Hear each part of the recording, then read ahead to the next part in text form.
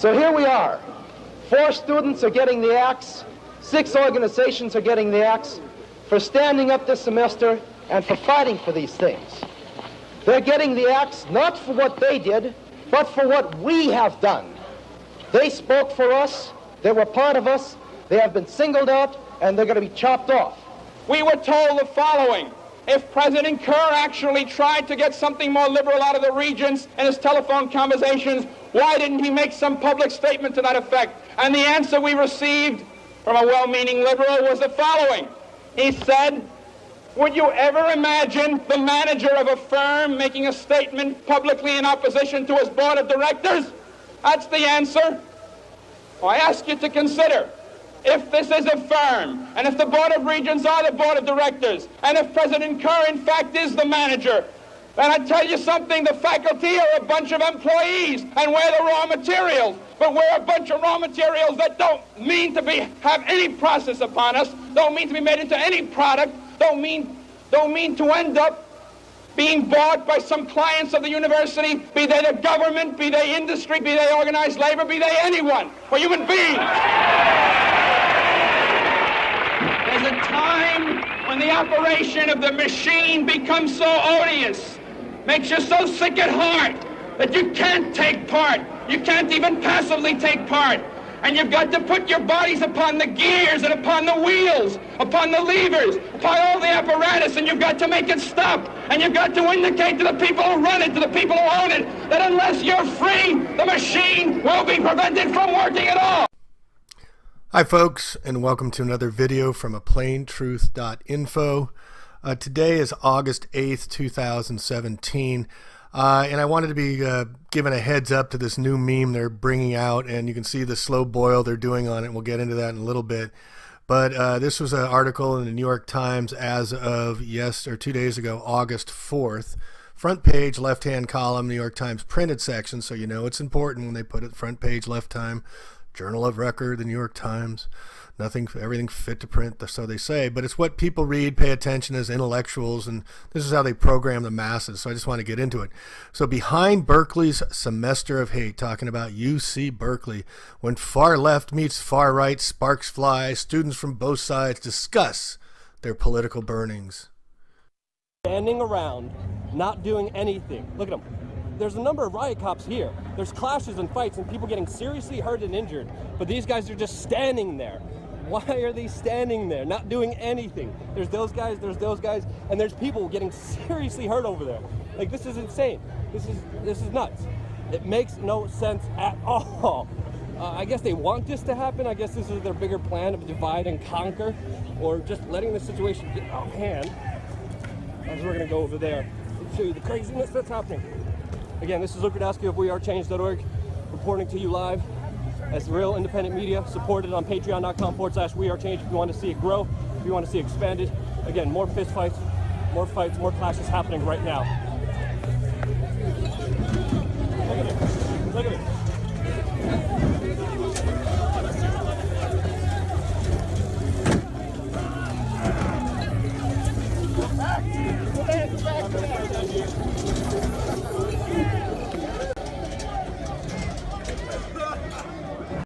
And fireworks into the crowd.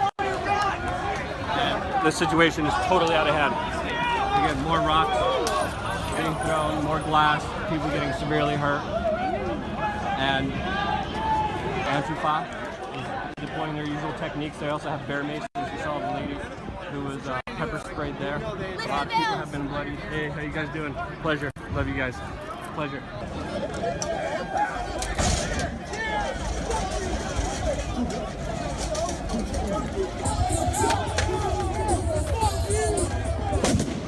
More fireworks by Antifa. Police just standing there, for God's sake.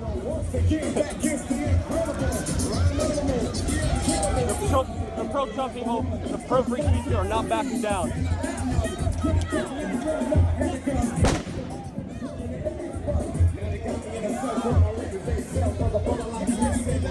Rocks are being pelted against each other. This is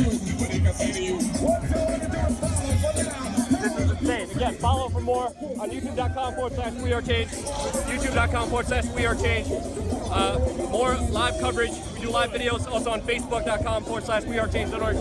Stay tuned. Subscribe. This is only the beginning here. Hey, how you guys doing? Pleasure. Love you guys. Pleasure. And here they're burning some boxes, and it says, "Kill Nazis." Okay, you get that? All in black, head covers. Guys taking pictures, standing around. These guys got their backs with head covers on, just standing around. And this is the cover that you see, and they're protesting a right-wing speaker supposedly coming to Berkeley. So here's how it gets into it, and this is how they do the programming, so I want to give the language how they do it. UC Berkeley challenged liberal presumptions about who exactly the good guys were. Anti-fascists or Antifa. Get it? Antifa is their new meme they're coming out with, the new word, anti-fascist. Clad like ninjas and hell-bent on silencing a speaker. Smashed windows and set fires. They clashes with right-wingers erupted again at rallies in March and April in support of free speech. And a messy pepper spray mosh pit, as one fascist described it. The Antifa collective, fueled by an emboldened right wing, has become a growing subculture, particularly in the West Coast campuses. We'll get into Santa Cruz, what they're pretending they're doing down there.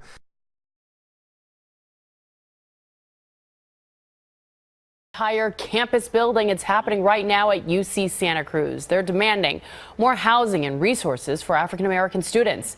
NBC Bay Area's Robert Honda joins us live from campus to tell us what's happening behind the barricades. Robert.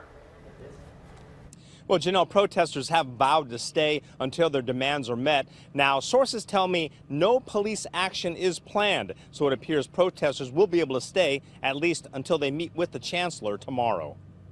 The blunt signs posted at Kerr Hall were the only public messages from protesters for most of the day. Through social media, the African Black Student Alliance asked for supporters to show up and volunteer. We saw about 20 allowed inside. A spokeswoman who declined to give her name says the group is growing in numbers and determination. There is between 100 to 200 students in there. The group is demanding, among many things, the university buy property for low-income housing to be run by the Alliance. Demands also included housing guarantees for what protesters called all African, Black, Caribbean identified students at one complex, and mandatory diversity training for freshmen and incoming students. The protesters declined to elaborate except to read a statement. Part of it? First, we would like to acknowledge that this is not our land, that this is the land of indigenous people.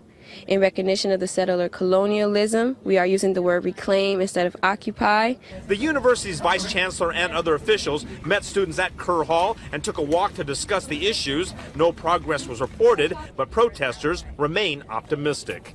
The enthusiasm level is wonderful. We're all doing good. We're good. And protesters say they have shortened their list of demands that were already rejected by the chancellor last month. A university spokesman says the college is determined to keep up the talks, and their top priority is safety for everyone involved. At UC Santa Cruz, Robert Honda, NBC Bay Area News. But this is all being made up, and also UC Berkeley UC Davis last year with the pepper spray incidences with the cops. You all remember that incident. So this is all about them priming the pump even further. So fearful of being doxxed, never heard that word before, having your personal information posted online, you're being doxxed by, quote, alt-right trolls. This is the New York Times speaking and writing, whoever took English. Anti-fascists are cautious about their identity. Ooh. Many protest as a black bloc, new term, a tactic ascribed to the 1980s Germany, here we connection to Germany, which a group protests anonymously. Here's anonymous. Faces concealed by t-shirts, bandanas, and masks to avoid detection and protect them from pepper spray. UC Davis, if you don't, we're going to show it to you in a second. Kids were protesting there, and the cops decided to pepper spray them. You know, this is in the midst of the Occupy movement. Everybody's getting pepper sprayed. This was a particularly egregious case because obviously the students were not presenting any kind of threat to the cops, as you'll see in a minute. They said that they had to do the pepper spray because they had to, quote, break through a hostile crowd. John Bucket is an attorney for the Campus Police Officers Union, and so he said, I believe all the officers exercised quite a bit of restraint under the circumstances.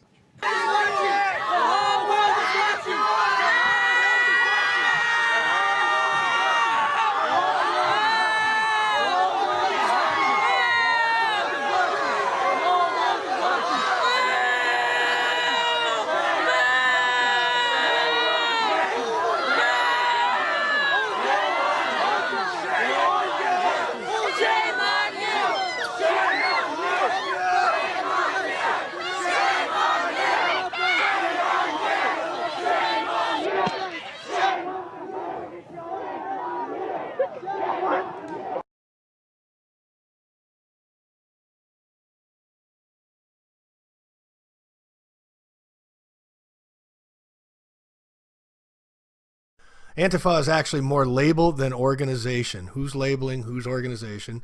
It's believers connected by calls to action on websites like It's Going Down. Anarchist, communist, or just liberal. Get that? Anarchist, communist, or just liberal. They oppose fascism with militant zeal. But some formalize into affinity groups like the... Okay, you ready for the new meme? It's the new color meme. It's the pastel bloc. Dressed in pastels. Oh, they're so colorful. A play on the head-to-toe uniform of Black Bloc. They offer medical attention during protests. Yay, for the pastel bloc.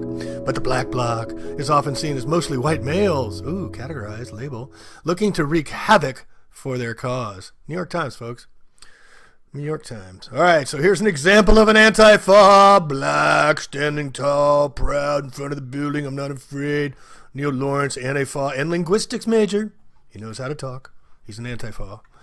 So when the nonviolent tactics have been exhausted, what is left for the limousine liberals going to Bezerkely and getting in massive debt and having no jobs when they come out? What is up for these people?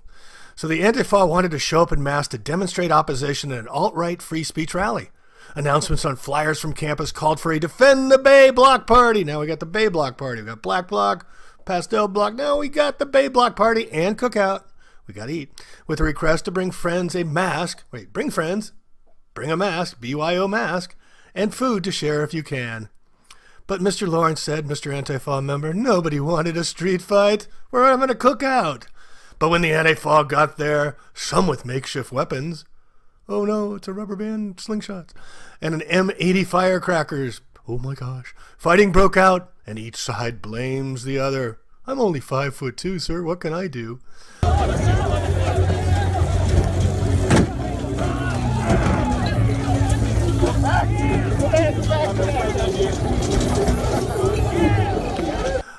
But he argues that whatever you can do to throw a wrench in the gears is valuable.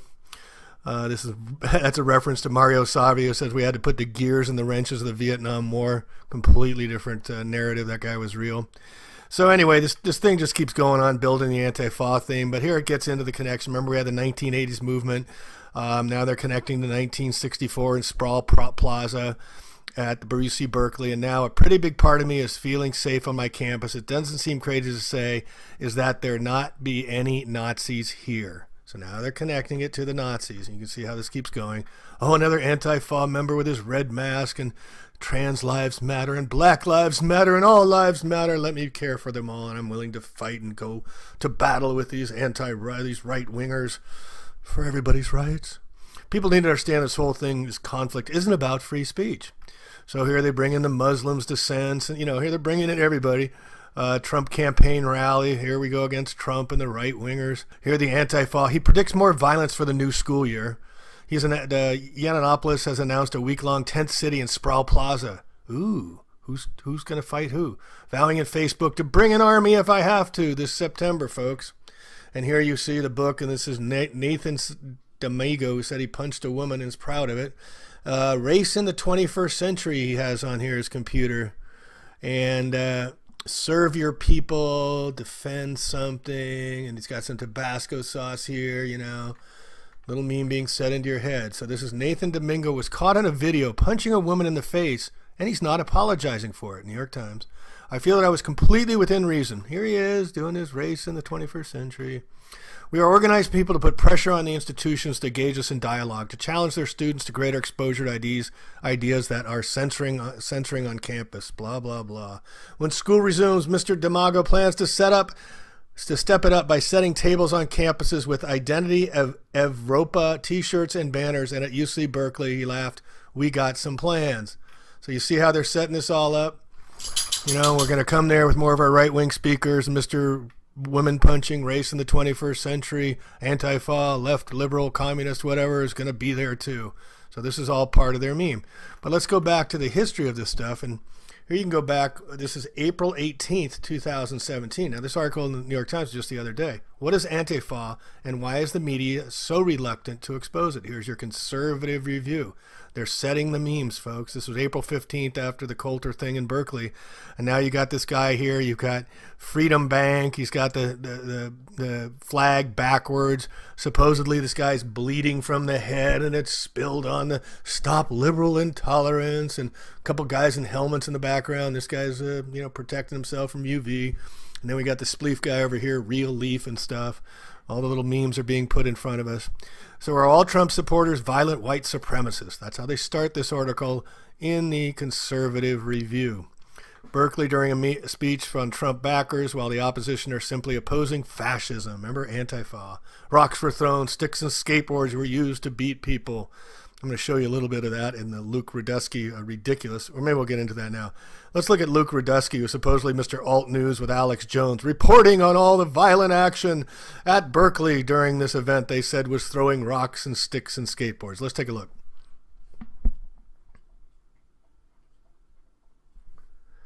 So now we have the Los Angeles Times report on the fighting as well. A citizen militia group organizing from Montana came to the rally. I don't mind hitting, the counter-demonstrator said. One man tells the Times, in fact, I kind of enjoy it. Let's hit people. The message is clear. Right, we're looking for trouble, and those on the left responded. Just who are the groups involved? Now they get to tell you who's involved here on there. On one hand, you have the racist white nationalists in support of Trump. This is true. They're telling you that's true. But by no means was every Trump backer at this rally, here we go, for free speech, a violent neo-Nazi. Labeling, a violent neo-Nazi. So they're bringing in the Germans. We've had the Russians. We got the Syrians we're bombing the shit out of the other day. That should be an article everybody should read. No one's paying attention. The European hot wave, the Luciferian heat wave on top of everything else. But now we got to bring in the Germans and the Nazis. See how they're creating conflict everywhere? So San Francisco Chronicle reported several liberal groups were there to counter the protest in opposition to Trump. These were not just milquetoast, never heard that one before, liberals, milquetoast liberals. They were to oppose a president they don't like. The Los Angeles Times notes in a different piece, officials raised concerns about the militant black bloc, here we go, of anti-fascist, Antifa for short, rioters. First time they've mentioned Antifa since the head roll. But don't take the term anti-fascist on its value as mainstream media is wont to do. Understand who these people are. They're made up of self-described anarchist, radical left-wing thugs who employ violence and intimidation to advance their beliefs. Do the math. They've shown up previously at Berkeley to shut down a free speech. They also violently disrupted a March 4th Trump event in March. But you aren't hearing much about Antifa violence as you are about the left alt-right. Well, let's ask Luke Rudowski anymore. Again, if the violence is so bad. Luke, back to you, Luke. So then we ask Esquire magazine and Antifa rioters are noble, anti-racist counter-demonstrators, a sort of Justice League vigilante group dedicated to shutting down fascist protest. Here we go again. But this is a radical movement that traces its roots back to World War II, as Mother Jones recounts, in the long history of Nazi punching. Get that? Nazi punching. One might say Antifa's violent tactics employed around the world are fascist. And then here we get a quote from National Review's David French explained about the Yiannopoulos Berkeley event. The rioters break people and destroy things, then melt back into the crowd and quickly and purposely closes behind them. They're typically cheered wildly to be sure some yell at them to stop, and often treated as heroes by the rest of the mob. The Battle of Berkeley, or some are calling it. Really? The majority of the MSN's intense focus is applied to white national groups, while Antifa is being cast in a heroic opposed to the alt-right violence, blah, blah, blah. And then if we go to here, this article, we can see the history even further back. This is back in the local, and you can see the date here. It is April 30th, 2010. 2010, up in the Antifa leftist riots feared for May Day, and it brings in the whole German authorities, May Day, the traditional Maypole day of the Illuminati. Maybe a punch in the face. Okay, he's lying on the ground. That's enough. Violence, violence, violence, promoting it. So we also get it being promoted here now on July 7th. 5 reasons I'm not worried about the Antifa. And this is a liberal place. And here's a girl here supposedly an Antifa member with her hands across, looking kind of like, hey, I'm kind of dejected. Here's my top 5 reasons and the power in charge of Antifa. Here's some kids crying, and here's somebody being punched in the face, leadership, dependency. Antifa begs for bail money online, only raising $60, mocking them. So here's another one setting the meme. Here's the guys coming to help them, the Antifa responders against them. And so it's all about stoking the fire. Here's another one. This is from July 6, 2017. This is about the radical left-wing Antifas taking credit for a string of attacks on fiber optic networks in the San Francisco Bay Area. See how they're priming the pump? The radical activists have cut fiber optic lines at least 12 times in recent months. The Antifa is here. We're here to promote snipping fiber optic cables in order to disrupt the internet, mobile phones, and 9/11 services. Really? So this is also from Mother Jones, and I can't find the date on this, but you can see it's a Mother Jones, liberal, lefty, better dead, Hitler in the face, support your local Antifa, skinhead, sharp, racial prejudice. This is war and we intend to win. Alt-right ain't right with an anarchist sign, priming the pump. And here it's lunchtime in 2012, 18 masked men. Hey, bitches, one of the anti-racists shouted before charging Spears' table. ARA is going to fuck up this place. That's the anti-race action and the Hoosier anti-race movement, or HARM, the Hoosier. Wow, is Indiana getting into this Antifa, anti-race stuff? Here's some coffins, guys walking in with masks, blah, blah, blah. You get the idea. So then they're priming the pump too with Wikipedia. You can go in here, and this is a news site. I've been watching this. They've just been adding over the past 6 months or year. I wish I had taken a screenshot. But here you can see Antifa is an American political movement. And here's what I found in the Atlantic.com. It might be the smoking gun, like the World Trade Center 7, when they called the downing of the World Trade Center 7 by the BBC some 25 minutes before it occurred. What do we see here? The rise of the violent left. Antifa's activists say they're battling burgeoning authoritarianism on the American right. Are they fueling it instead? Notice the date, folks. September 2017. We're at August 8th, 2017. This is the September issue. Since 1907, Portland, Oregon has hosted the annual Rose, so they tie it back. This April, everything changed. Now they got a new group called the Direct Action Alliance and warn the Nazis will not march through Portland unopposed. Antifa traces its roots back to the 1920s and 30s. Now we had Germany. Now we're bringing in other countries with militant leftists battled fascists in the streets of Germany, Italy, and Spain. In the late 1980s, left-wing punk fans in the United States began following suit, though they initially called their groups Anti-Racist Action, ARA, on the theory that Americans would be more familiar with fighting racism than fascism. And there's even a book coming out by Mark Bray. We got to get it, folks. The author of the forthcoming Antifa, the Anti-Fascist Handbook. By the 2000s, as the internet facilitated more transatlantic dialogue, some American activists had adopted the name Antifa. No, the media did. It's a freaking Jesuit creation. Let's be honest. Another meme. Trump has changed that. For Antifa, the result has been explosive growth. They now have the NYC Antifa. Do the math. By summer, it exceeded 15,000. By summer. We're still in summer. There's a September magazine. You're in the fall. But we're still in summer, and you're talking about the summer after it exceeded pastime. This is how they do it, folks. Suddenly, noted the Antifa Online Journal, it's going down. Anarchists and Antifa, who have been demonized and sidelined by the wider left, have been hearing from liberals and leftists, you've been right all along, and their practical and serious responses in this political moment. No doubt, problem, reaction, solution.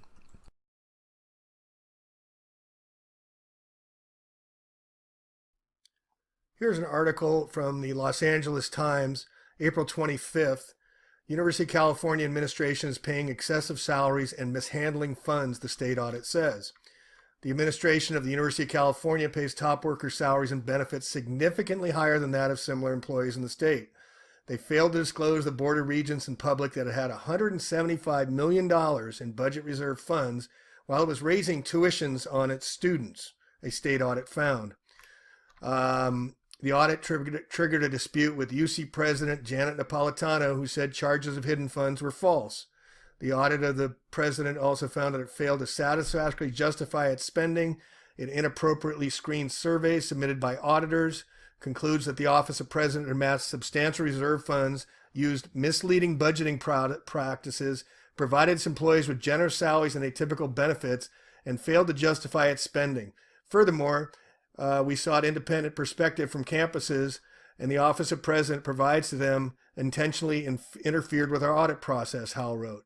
The auditor said that because of the recent tuition hikes, she recommends the Office of the President should refund available funds and reserves by returning them to campuses for the benefit of the students.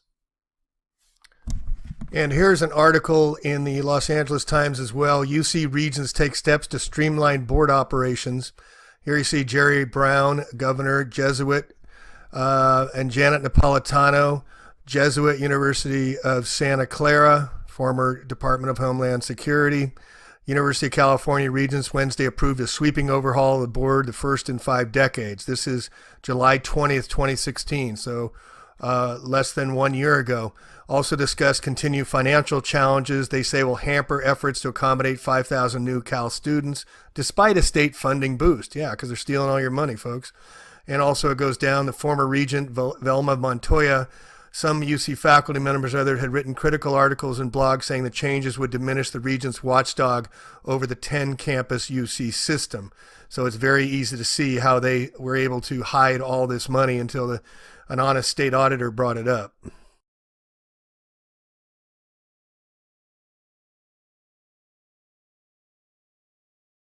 Pay for a public school board's lavish dinners. The San Francisco Chronicle calling out University of California President Janet Napolitano for spending more than, get this, $225,000 on expensive meals. But the gravy train, it is over. The board will have to pay for themselves from now on to avoid questions. More than just questions. That's a ton of cash. Here is from the CBS San Francisco Bay Area, January 21st, 2015, some 9 months ago. Napolitano formed 2-person advisory committee. Governor Brown and University President Napolitano have gotten a go-ahead to form themselves an intimate 2-person committee that will look at ways of resolving their standoff over state funding for higher education and the necessity of tuition increases. The 2 leaders asked fellow members of the growing governing body to name them as the sole members of the Select Advisory Committee on Cost Structure. It was a quick and unanimous vote. Governor Brown answered criticism, saying that he and the university president would have complete authority over policy changes. Regents Thursday morning, where the 2-person committee is expected to be approved, which they ended up doing. So here's the hypocrite. Brown is going to be talking to Napolitano about the budget increases. They're the only 2 on the UC Regent board. So here's the Department of Homeland Security, Janet Napolitano, going to the UC Regents board, forming a 2-man partnership to rule over all the UC systems, and they're hiding over $150 million, $145 million in funds that were kept secret that an auditor had to find out. And who did the auditor report to? Jerry Brown, the other Jesuit. So you see, they're 2 hands, two in the same pot. They're of the same team. They're just playing right and left. They're just all playing a game on us, folks. And here we have Governor Jerry Brown, and you can see these pictures of Jerry Brown. His father, Pat Brown, upset Richard Nixon to be reelected governor of California in 1962. Over here you see him with Dianne Feinstein and the next governor of California, Gavin Newsom, who went to Santa Clara Jesuit School as well and is from the Bay Area. He's lieutenant governor.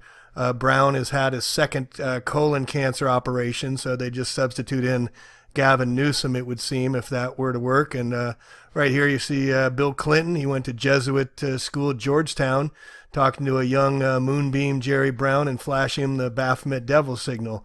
And if we click over here, we can see that Brown's quote, "I am applying the truth I was brought up by the Jesuits. They've worked for 400 years. Here's a picture of him with Jim Jones.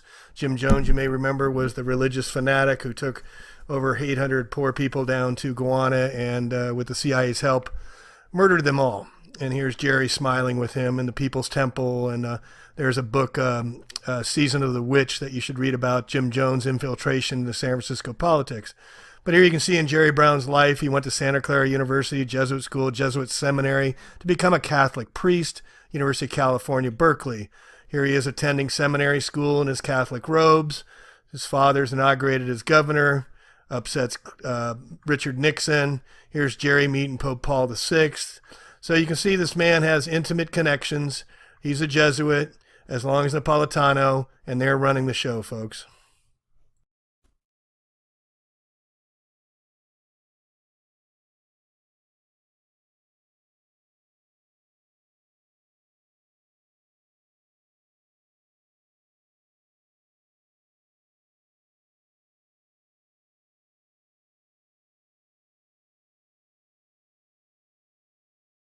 Closing this up today, there are no free speeches anymore. Your representative doesn't hear you. You can't talk to them. You go and vote, and supposedly one person makes the decision for 310 million people, and everybody's supposed to obey them because it's the law. What a bunch of crap. Free speech zones, you're a mile away from where the person you need to address is speaking, and you call them your representatives. You go and vote, and you say, oh, I have a voice in this country? No, you don't. It's slavery, folks, and they're coming for us. They're creating these memes, the LBGT, the Black Lives Matter, now the Antifa, even the flat earth versus heliocentrism.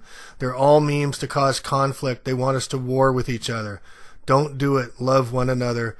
Okay? Peace out. Thanks for listening. We'll catch you on the next one.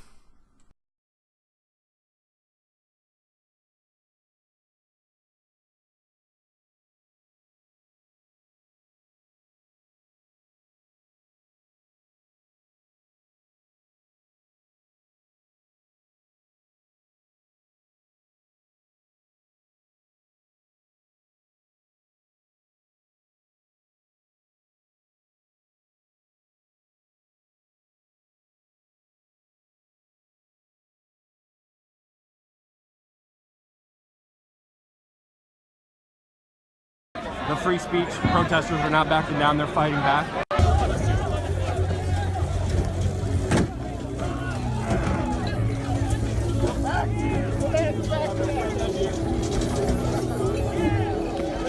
Hey, how you guys doing?